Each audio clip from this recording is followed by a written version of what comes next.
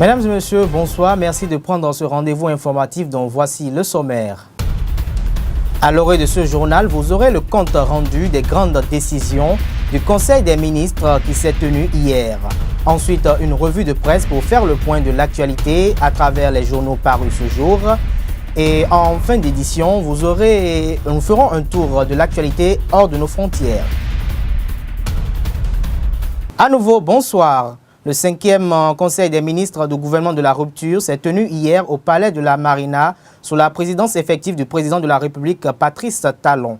À la suite de cette assise, plusieurs décisions ont été prises. Suivez un extrait des grandes décisions de ce conclave qui s'est présenté par le ministre d'État, secrétaire général à la présidence, Pascal-Irénée Koupaki. Des nominations ont été prononcées par le Conseil des ministres sur proposition du président de la République, sur proposition du ministre délégué chargé de la Défense nationale et sur proposition du ministre des Infrastructures et des Transports. Pour des besoins d'efficacité, de cohérence dans l'action publique et dans la stratégie de la communication du gouvernement, et après avoir fait l'état des lieux, le Conseil des ministres a décidé de mettre en place à la présidence de la République une direction de la communication pour gérer la promotion de l'action publique, à la fois de la présidence de la République, des ministères et des organismes et établissements publics. Cette direction de la communication doit planifier, réaliser et assurer la qualité et la cohérence de toutes les opérations de communication à travers les 3 grands pôles que vous connaissez bien, à savoir la communication institutionnelle, la communication par la presse et la veille et l'analyse de l'information sur les dites actions.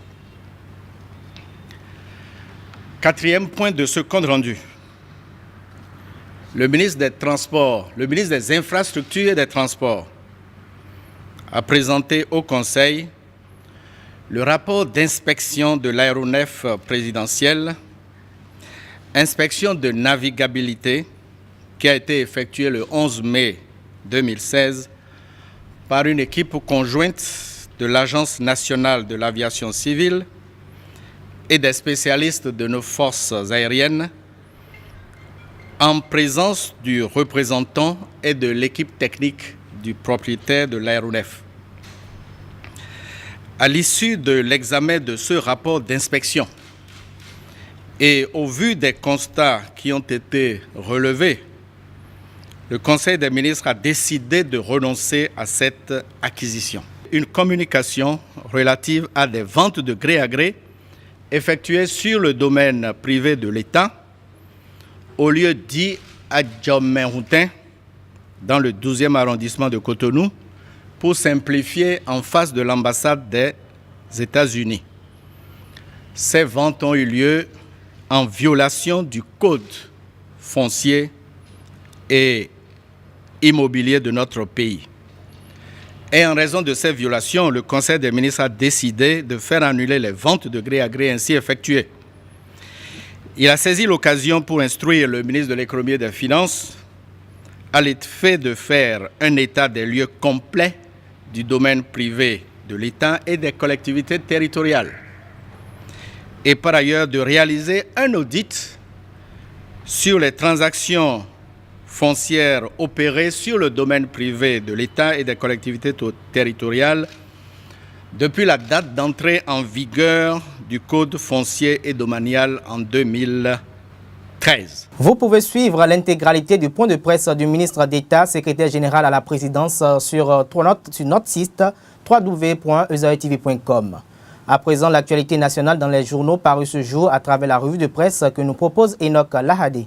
Le 5e Conseil des ministres tenu hier à la présidence de la République fait la une des journaux. Démarrons par le quotidien Libération qui titre à sa une « Conseil des ministres, des nominations, des décisions et des mesures sécuritaires ». Libération nous informe qu'il ressort de ce Conseil des ministres quelques nominations au ministère des Transports et celui de la Défense. Le ministre d'État Pascal Irénée Koupaki a officiellement informé le peuple du renvoi de l'avion présidentiel acheté par le régime défunt à son propriétaire. Une direction des communications gouvernementales a été créée en lieu et place des services des attachés de presse dans les ministères.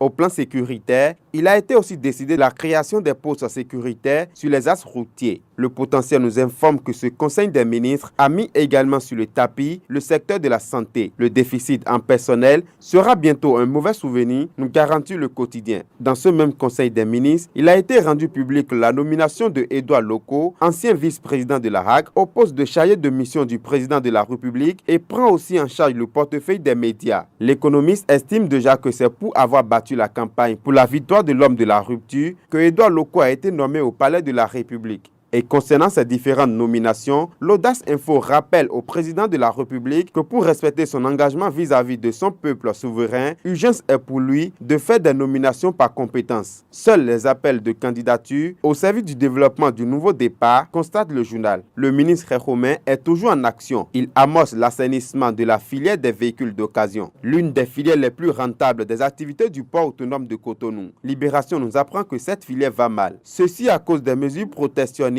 prises par le géant voisin du Nigeria et les acteurs locaux qui ont instauré des faux frais. La rédaction de Zaï TV s'est rapprochée du secrétaire général du syndicat des travailleurs de l'Office national du bois, dénommé ONAB. Raoul Saint-Ondy se prononce sur les décisions du Conseil des ministres, les deux conseils des ministres relatives à la commercialisation et à l'exportation du bois en République du Bénin. Il est au micro de Sylvie Kounapo et de Fiko Denaou. Lors du premier conseil des ministres du gouvernement Talon, il a été décidé que tout agrément d'exploitation et de commercialisation du bois soit suspendu jusqu'à nouvel ordre. Pour les travailleurs de la Société nationale du bois, le gouvernement est dans son rôle. Décision pour nous qui sommes travailleurs de l'ONAB, nous l'avons bien accueilli parce que c'est un phénomène cyclique qui revient à chaque fois qu'un nouveau régime s'installe. Donc nous pensons plutôt que forcément cela s'inscrit dans la logique de faire l'état des lieux. Au Conseil des ministres du 13 mai dernier, cette mesure a été assouplie. Cependant, le secrétaire général de l'ONAB, Centra ONAB, relève des inconvénients, même si au plan national, les populations ont un soulagement et jusqu'à nouvel ordre. Si cela devait quand même durer dans le temps, ça risque d'avoir des conséquences néfastes dans plusieurs secteurs, notamment au niveau de l'Office national du bois et aussi au niveau des opérateurs qui importent du bois des pays limitrophes et qui les exportent via notre port autonome. Raoul Saint-Ondy lance un appel aux autorités de tutelle après avoir reconnu certains avantages de la décision. Nous sommes régis par des plans d'aménagement, ça veut dire qu'il y a des activités que nous devons avoir finies avant la saison des pluies. Si toutes les mesures de suspension ne sont pas levées, il est clair que nous allons nous retrouver dans une situation où il y aura tellement de bois sur le marché local et l'offre dépassant la demande, c'est clair qu'il y aura mévente dans le secteur et que nous ne pourrions pas certainement faire des recettes pour pouvoir réaliser la campagne de reboisement pour le compte de l'année 2016. Les grandes artères ainsi que les places publiques de la ville de Cotonou sont devenues des dépotoirs d'ordures ménagers. À cet effet, comme toutes les autres places, la place Lénine se trouve également dans le même état. Une équipe de Zaï TV s'y est rendue pour faire le constat. Alors, suivez le constat fait par Boris Wangwanga et Zulekat Akpata. C'était les enfants qui font jeter les ordures là à la place Lénine. Tout comme elle, nombreux sont ces habitants des quartiers de Délopo et de Missessé qui ont transformé la place publique Lénine en un dépotoir d'ordures ménagères. Ils viennent verser les ordures ici dans la nuit avant notre arrivée le matin. Lorsqu'on leur fait les remarques, ils nous demandent si ici c'est chez nos parents. Pour cela, on ne dit plus rien. Le fait qu'ils jettent des ordures ici nous indispose dans nos repos à cause des odeurs désagréables qu'ils ressortent.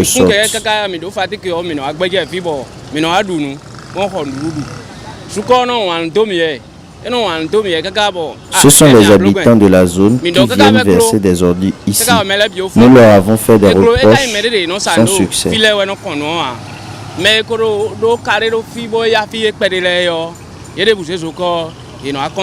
Située dans le 4e arrondissement de la ville de Cotonou, la place Léline est donc sous tutelle de l'équipe municipale.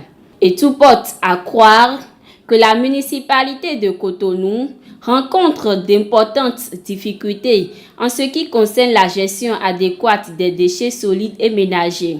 Je suis abonné. Ils nous prennent 4 000 francs le mois. Ils viennent ramasser, prendre 3 000 tous les mois. Pendant les 3 jours, ils viennent 3 jours pour collecter les ordures.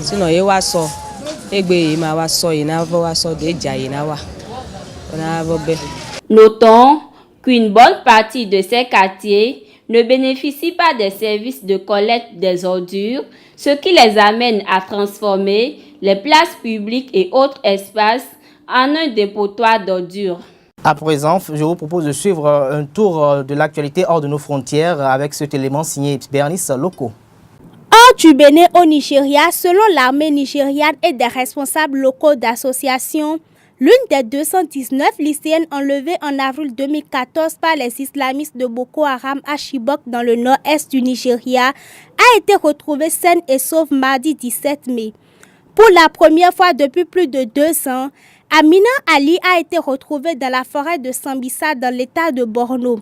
Certes, elle est placée sous contrôle médical et assistée par l'armée nigériane, mais la jeune femme peut désormais partager la sensation de liberté avec Safia, sa fille de 4 mois.